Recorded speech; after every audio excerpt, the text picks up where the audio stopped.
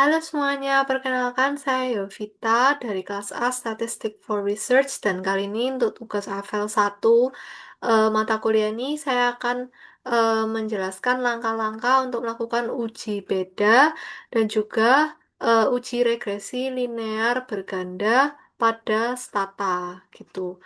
Nah, untuk uji beda yang pertama-tama di sini saya punya database yaitu perbedaan antara firm size pada tahun 2021 atau pada saat pandemi COVID-19 dan juga setelah pandemi COVID-19 yaitu pada tahun 2024 pada perusahaan sektor properti dan real estate di Indonesia yang publik.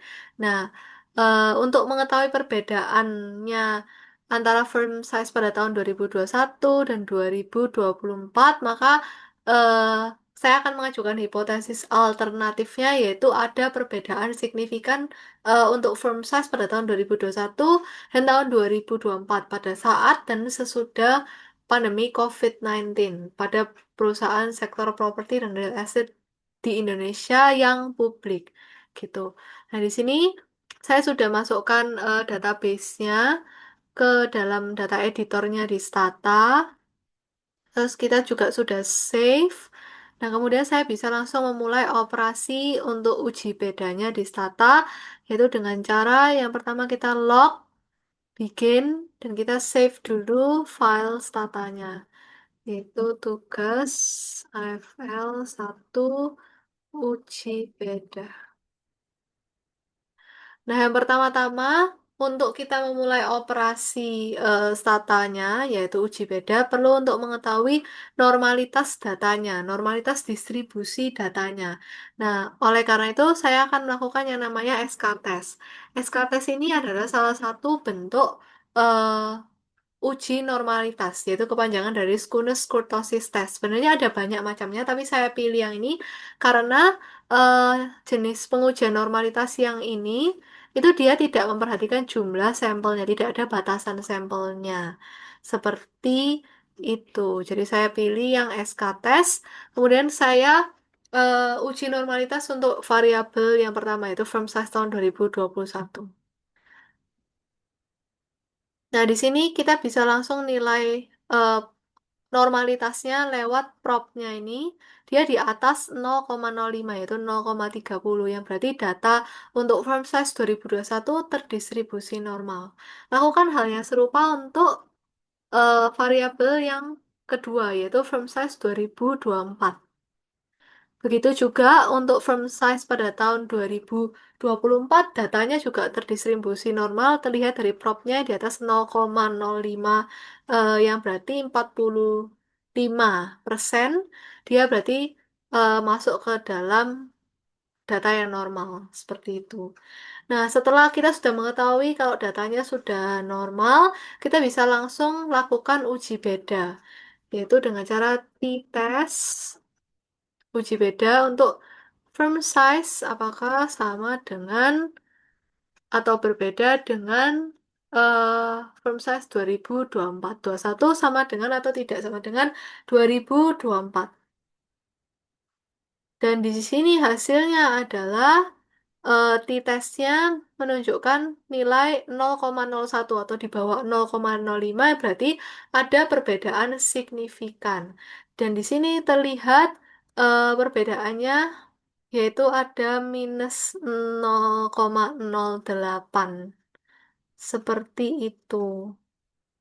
Yang berarti hipotesis alternatif yang saya ajukan tadi bahwa firm size pada tahun 2021 dan 2024 pada saat dan pada sesudah pandemi COVID-19 ada perbedaan signifikan. Seperti itu. Untuk uji regresi linear bergandanya, saya akan menguji pengaruh firm size, DAR atau debt to asset ratio, current ratio, ROA atau return on asset pada PBV yaitu price to book value pada tahun 2024 di seluruh perusahaan sektor properti dan real estate di Indonesia yang eh, publik gitu. Nah, untuk hipotesis alternatif yang saya ajukan adalah pengaruh positif dan signifikan dari firm size, dar, current ratio, dan ROA terhadap PBV. Seperti itu. Nah, kalau gitu, eh di sini kita sudah masukkan raw datanya atau database-nya ke dalam data editornya di Stata, dan kita bisa langsung memulai operasinya dengan cara kita log dulu dan kita bikin save dulu untuk file statanya.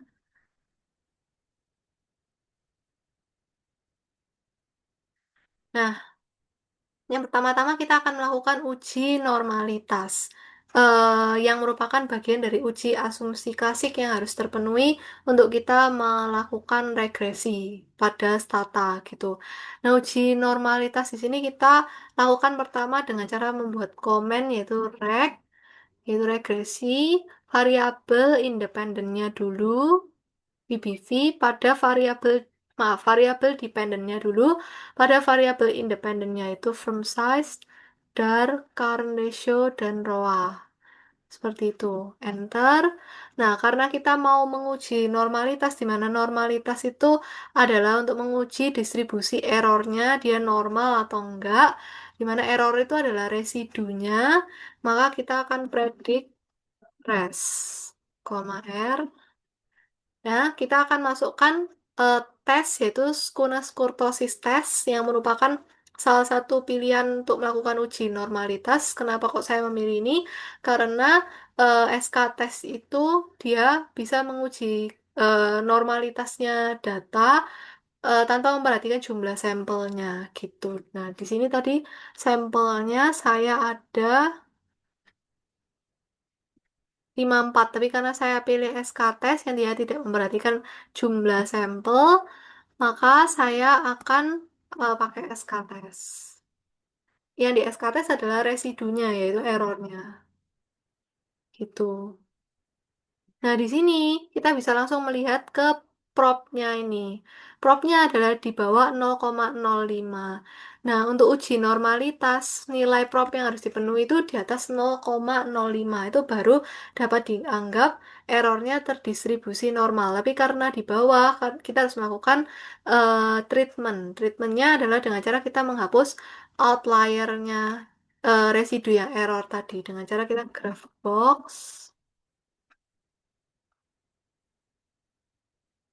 Res, kemudian kita mark, terus kita satu koma, kemudian mlab, kemudian variabelnya, yaitu tadi kita pilih untuk res, jadi kita masukkan. Nah, nanti keluar eh, graf seperti ini untuk bisa mengetahui distribusi errornya di mana. Nah, kita bisa nanti buang outliernya di data editor. Seperti ini. Kemudian kita keluarkan grafnya. Kita pilih yang residunya itu nilainya disebutkan di dalam grafnya ini. Yaitu ada 20. Adakah yang 20, 90, 979 ini? Nah, kita delete. Yes. Terus ada yang 11. Yang nilainya 11, 82, 387 ini, 823, 87 kita delete. Terus 446.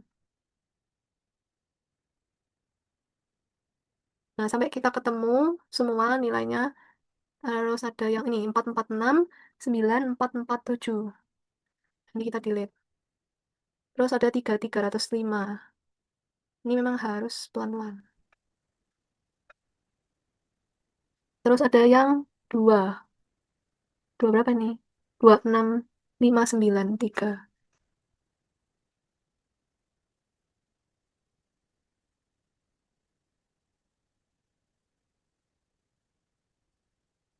330-nya juga nggak ada.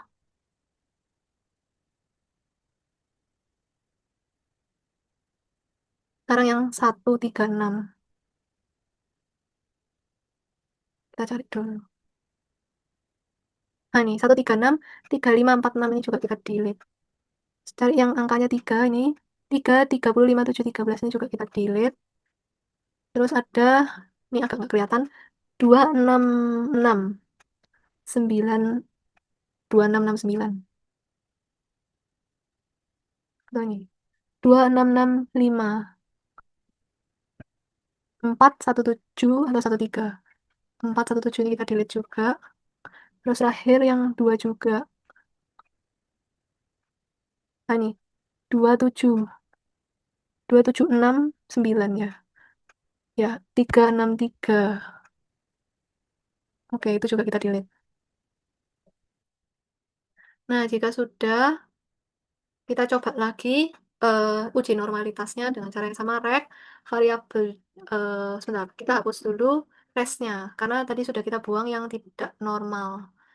Jadi ininya tidak perlu lagi. Nah, kita predik lagi residunya yang tidak normal dengan cara regresi variabel dependent ke variabel ini, ada independennya, ada 4. Seperti itu. Enter, predik residunya, kemudian SK-test tesnya. Nah, ini masih tidak normal karena masih di bawah 0,05. Kita graph box lagi.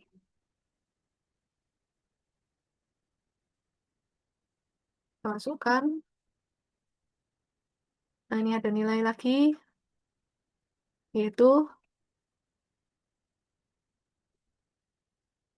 1331. 1, 15, 20, 77 ini juga 1331. 22, 43 dan 1, 9, 1, 0, 0, 2. Nih, kita buang lagi resnya. Kita tes lagi normalitasnya. Rek, dependent, independent, independent, independent, independent. Predik residunya, SK-test residunya. Nah, dia sudah pas 0,05. Artinya datanya dia sudah normal. Seperti itu. Kita coba lagi di Graphbox. Apakah ada error yang tidak terdistribusi normal? Nah, masih ada lagi. Jadi supaya lebih tinggi kita masukin aja. Cuma angkanya agak susah dilihat. Yaitu, berapa ini? Sekitar 8, 8, 6, 7. Coba kita buang lagi.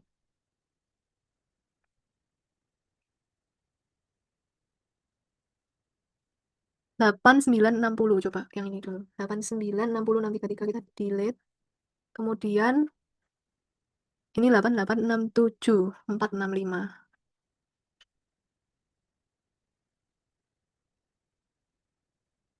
Nih, kita delete lagi residunya. Kemudian kita coba lagi tes normalitasnya. Dependent, independent, independent, independent, independent. Predict rest-nya. Kemudian test rest-nya. Nah, di sini dia sudah normal karena errornya sudah terdistribusi normal karena nilainya di atas 0,05. Terlihat dari prop-nya ini.